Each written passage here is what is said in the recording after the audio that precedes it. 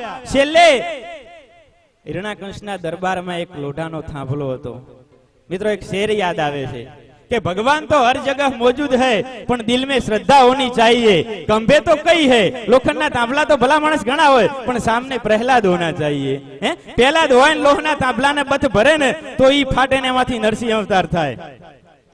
અને તાંબલાને ચારે બાજુ અગ્નિ પ્રગટાવી અને ધ્રબેલ તાંબા જેવો થઈ ગયો, અંદરથી તણખા ઝરવા માંડ્યા અને પ્રહલાદને ત્યાં લઈ જઈને ઉભો કર્યો। પ્રહલાદ તું કહે છે ને કે તારો ભગવાન તને બચાવશે કે હા બચાવશે, તો તાંબલામાં તારો ભગવાન છે કે હા છે, તો ભર બાથ ભર।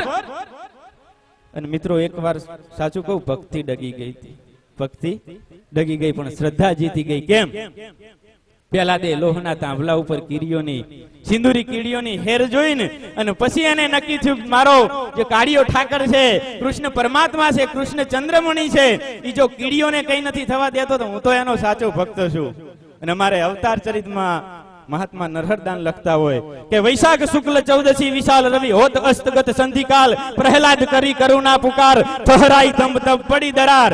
અને એમ કહેવાય છે કે પ્રહલાદે તાંબલાને બથ ભરી અને મારો દુલો કાક કહેતો એક પરિસ્થિતિ કેવી થઈ હતી વખતે કે ડાણા ગડ હડગ્રજ ગડડ અલક પર અડડ થમ થડન નરસિંહ થીએ ભગવન યતિ ગહન ગહન ચર અનુભવ રમન સમન ત્રૈતાપ રટન ધર ધરન ધરન જવજર મંધુ ચરણ રન ભવન પટમ દન મંદન તાપ નયન રામા રમાપતિ હૃદય લીએ ગડ હડગ્રજ ગડડ અલક પર અડડ થમ થડન નરસિંહ થીએ અને જોરથી ધાંભલાને બથ ભરી અને કાડા ડાડા જોમ કરતો બ્રહ્માંડ ફાટી જાયો કડાકો થયો, ઐરાવતો ડોલવા લાગ્યા। દિગપાળોને એમ થયું ગમા પૃથ્વીના શેડા મોઢામાંથી છૂટી જશે, દિગપાળો છે ઢીચણીએ પડી ગયા અને બ્રહ્માંડ ફાટી જાય કડાકો થયો, થાંભલો ફાટ્યો, અંદરથી નરસિંહ અવતાર થયો અને હિરણ્યકંશનો નાશ કરી અને પ્રહલાદને ઉગાર કર્યો। આ છે કાળિયો ઠાકર, આ છે કાળિયો ઠાકર।